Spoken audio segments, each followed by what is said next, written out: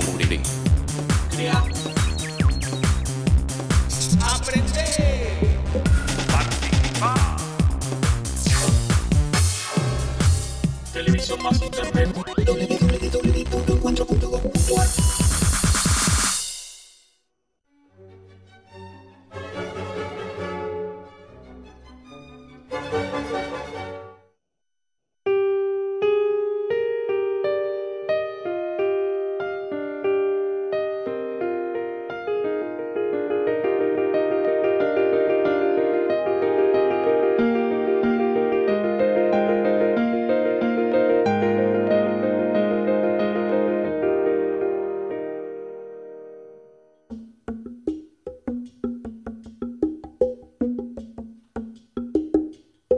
La imagen satírica fue y sigue siendo un poderoso instrumento al servicio de la política. La risa que provoca es formadora de opinión y puede llegar a desacreditar al más encumbrado de los dirigentes. Una caricatura es la síntesis de una noticia. Una vez que se diluye el acontecimiento que la origina, pierde actualidad, pero nunca su efecto cómico. ¿Cuándo surge este lenguaje en Argentina? ¿Quiénes son los artistas y los personajes que a través del humor nos han dejado testimonio de momentos claves de nuestra historia?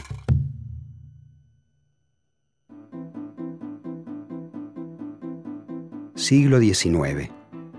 En la Argentina se imprimen hojas con versos satíricos acerca de los protagonistas de la política de Buenos Aires. Un sacerdote franciscano, Francisco de Paula Castañeda, es considerado el primer caricaturista político.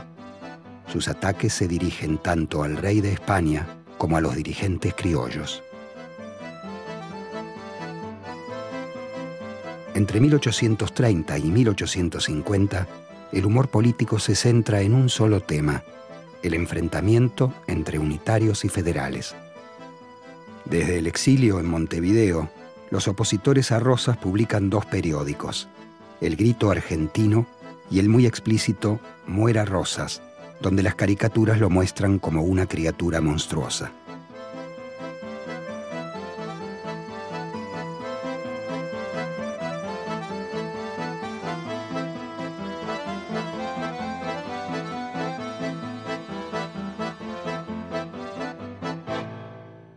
Juan Manuel de Rosas cae en 1852.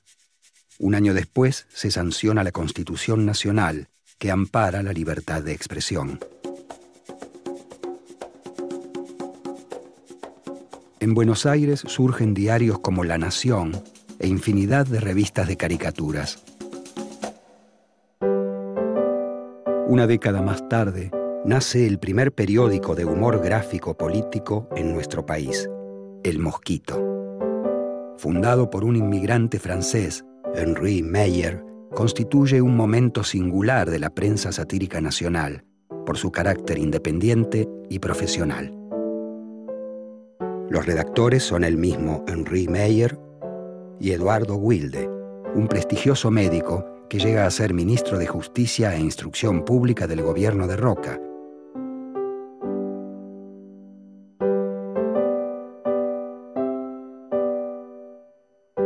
Pero el periódico recién alcanzará mayor popularidad con la llegada de Henri Stein, uno de los grandes caricaturistas de fines del siglo XIX.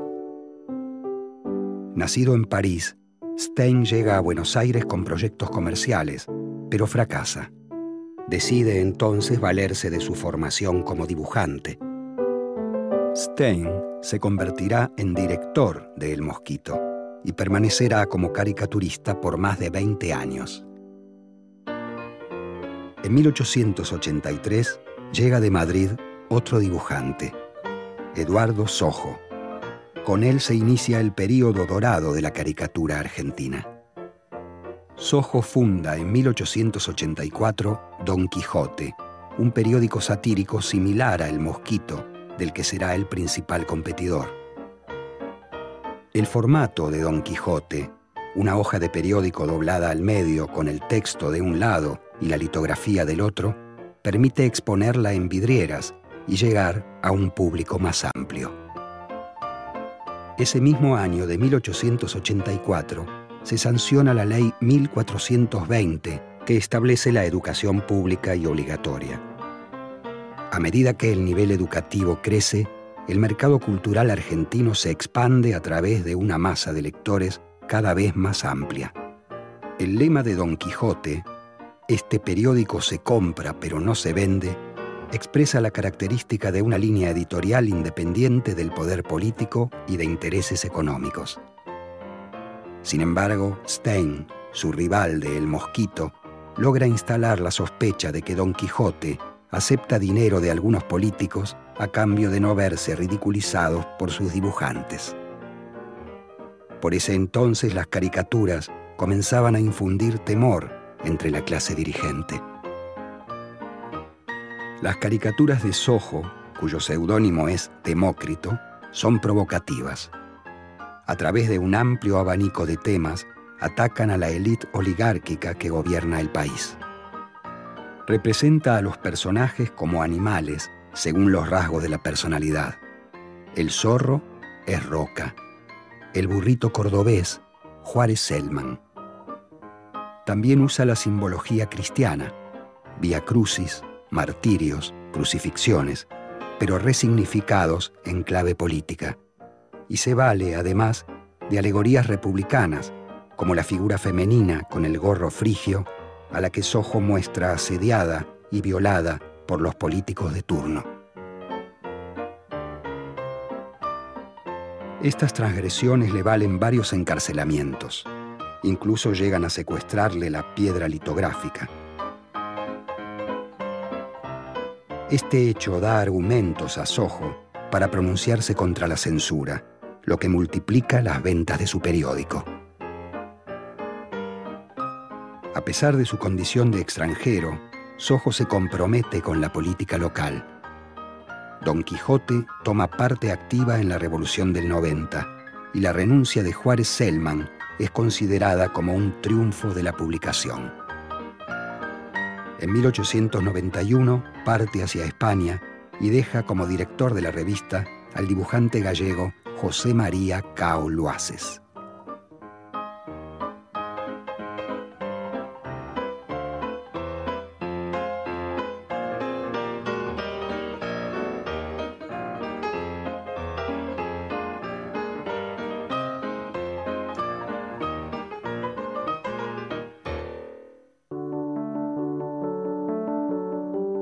En 1890, en la ciudad de Montevideo, el periodista y empresario español Eustaquio Pellicer crea la revista Caras y Caretas. 2 años más tarde, Bartolomé Mitre y Bedia lo invita a Buenos Aires para trabajar en el diario La Nación. De ahí surge la idea de editar Caras y Caretas en esta orilla. El primer número porteño sale el 8 de octubre de 1898, con la dirección del escritor y periodista José Sixto Álvarez, Fray Mocho, ex redactor de Don Quijote.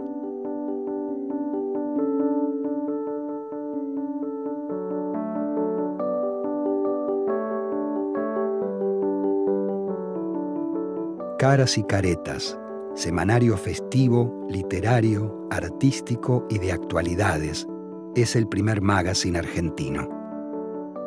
Alcanza a un público amplio de clase media y popular que vive principalmente en las ciudades. A diferencia de las publicaciones precedentes, que están dirigidas a un lector específico, el magazine diversifica sus contenidos. Caras y Caretas innova en términos gráficos, humorísticos y temáticos. Reúne artículos de información general, ficción, humor, poesía, ciencias, noticias extranjeras, política, publicidad. Tiene un formato novedoso y de fácil lectura. El precio de 20 centavos que mantiene por años la convierte en una revista popular y accesible.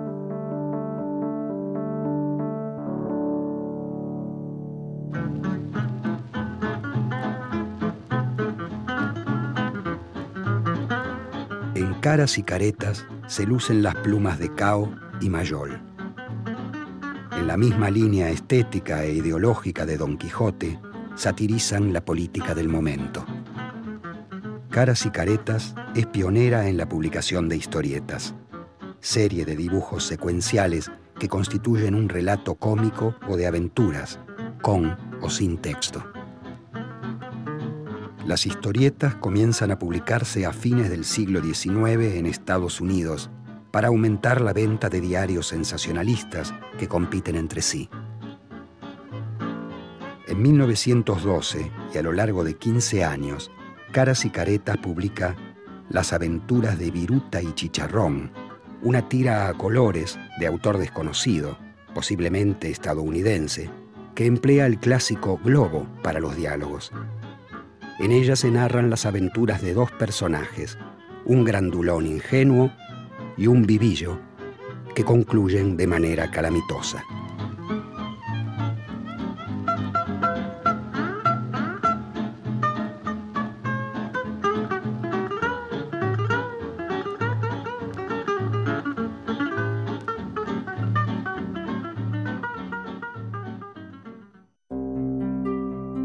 En 1913, Natalio Botana funda Crítica, el diario ilustrado de la noche. Apoyado en la historieta y la caricatura como elementos centrales de la gráfica, el éxito de Crítica es arrasador. Diógenes el Mono Taborda es el dibujante estrella del diario. Es el autor de las célebres hípicas, donde bromea con la jerga del turf. Hacia los años 20, la historieta tiene una gran expansión. El público se muestra interesado en las tiras cómicas. Con su personal estilo, Crítica anuncia la publicación diaria de 11 historietas simultáneas. Garantiza que todos los sectores puedan satisfacer su interés: niños, jóvenes, mujeres y la familia. A diferencia de las caricaturas cifradas en la sátira política, la historieta, en virtud de su carácter secuencial, juega con otras temáticas. La observación de ciertos tipos y costumbres urbanas que conforman estereotipos como el amarrete, el ingenuo, el chanta y el haragán. El éxito de las tiras cómicas se debe a la identificación de los lectores con esos personajes. 1928 es un punto de inflexión en la historieta argentina. En septiembre de ese año aparece El Tony. Su origen se remonta al suplemento infantil de la célebre revista Páginas de Columba, fundada por Ramón Columba en 1922. El Tony es la primera revista totalmente integrada por historietas. Al principio presenta tiras norteamericanas. Poco tiempo después, incluye material nacional. El Tony se mantiene en el mercado por más de 70 años.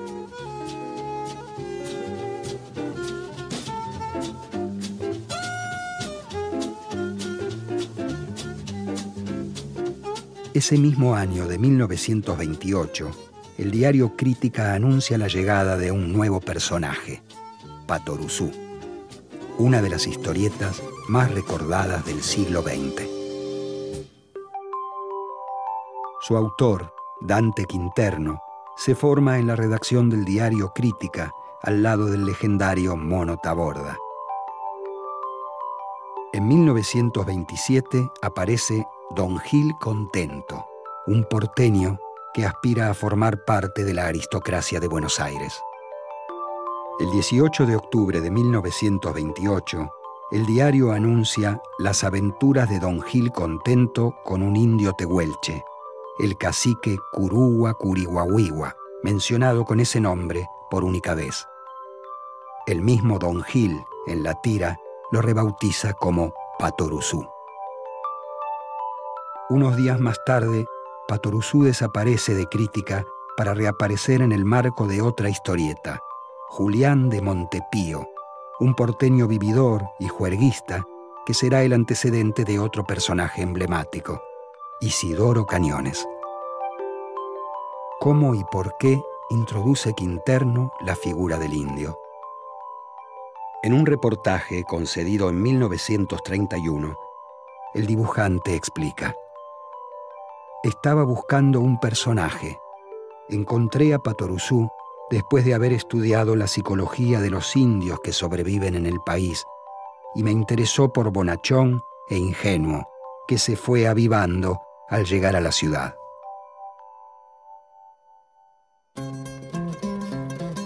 El 5 de agosto de 1931, la tira pasa a llamarse Patoruzú. En 1934, Quinterno se incorpora al diario El Mundo, llevándose con él los derechos de autor sobre su personaje.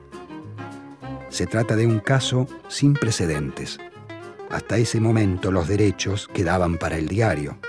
Siguiendo el modelo norteamericano, Quinterno genera el embrión del primer sindicato de historietas nacional. En 1936, Patoruzú se convierte en revista mensual.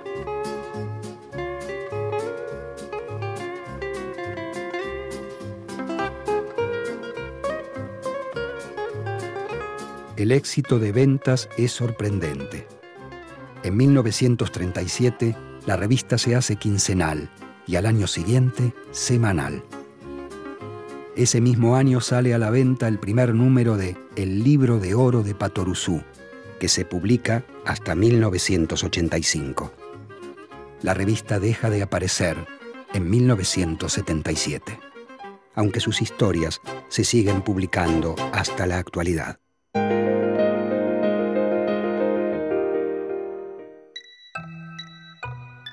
En la década de los 30, las historietas se multiplican en diarios y revistas y nacen nuevos personajes. En algunos casos, el latiguillo que remata la tira se incorpora al vocabulario cotidiano. La frase «sonaste, maneco», que Eduardo Linaje pone en boca del protagonista en Las desventuras de Maneco, suele ser repetida en casas y oficinas ante situaciones similares. Otros personajes conforman graciosos estereotipos sociales. Así ocurre con dos memorables creaciones de Lino Palacio, Ramona y Don Fulgencio. Cuenta la anécdota que Palacio se inspira en una mucama gallega que trabaja en la casa de su abuelo. Su inocencia desencadena todo tipo de malentendidos, ya que interpreta literalmente todo lo que le dicen. En 1938, Palacio crea otro personaje surgido de la observación de la vida real, Don Fulgencio, el hombre que no tuvo infancia, inspirado en un vendedor de Biblias muy solemne, quien solía comportarse como un niño cuando nadie lo miraba.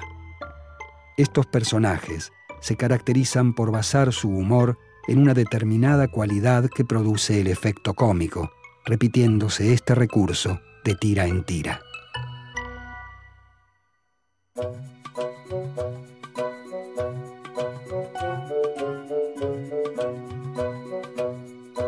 En 1937, la revista El Hogar publica El otro yo del Doctor Merengue.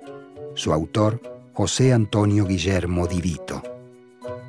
El Doctor Merengue es un abogado correcto que nunca pierde la compostura, pero como en Dr. Jekyll y Mr. Hyde, tiene otra personalidad que sale a decir lo que realmente piensa.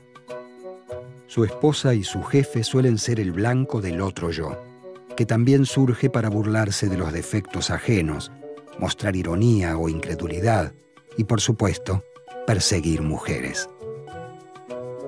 Esta otra personalidad se resuelve gráficamente mediante una figura transparente que emerge del cuerpo de Merengue. El mismo Guillermo Di Vito funda 7 años después, en 1944, la revista Rico Tipo. Para 1945 ya es un boom de ventas y compite fuertemente con Patoruzú, que era promocionada como la revista de humor para toda la familia.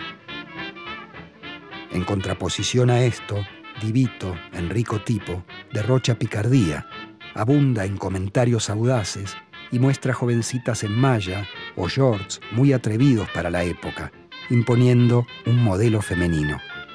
Todas quieren ser una chica Di Vito.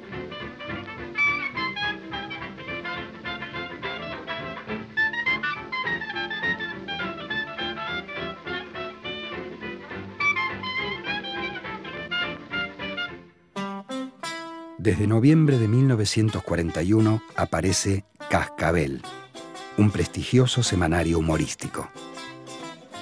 El contexto internacional, marcado por la Segunda Guerra Mundial, impide que los humoristas permanezcan al margen. En relación con otras publicaciones antifascistas, Cascabel toca temas de política internacional e informa sobre el curso de la guerra. Algunas viñetas se dedican a la política nacional.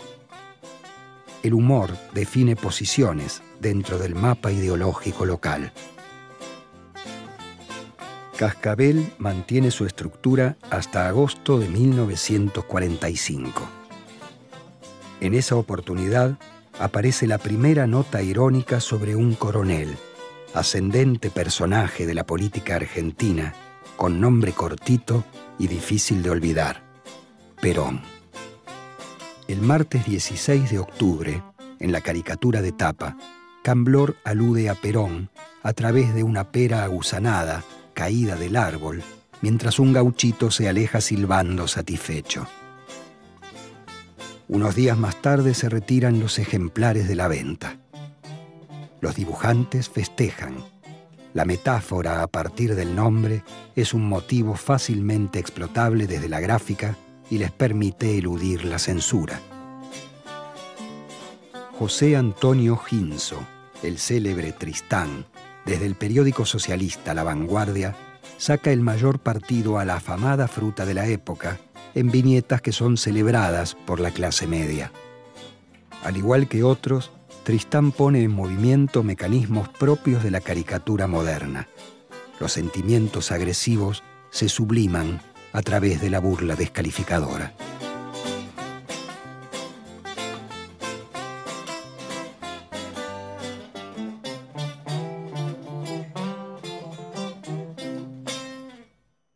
En enero de 1946 aparece Descamisada, la revista Imposible, un semanario humorístico que pretende disputar a Cascabel su lugar en el mercado. Según sus redactores, es la promotora de la risa del pueblo, que solo el peronismo naciente es capaz de estimular. Descamisada es dirigida por Juan Carlos Llanela y el dibujante Germinal Lubrano. El oligarca es un colectivo social infaltable en los discursos y en los dibujos en Descamisada. Don Sanguijuelo, el empresario explotador, Colonio, el pituco cabeza hueca, y Don Oligarca son las distintas versiones que asume este estereotipo. El 24 de febrero de 1946 es día de elecciones.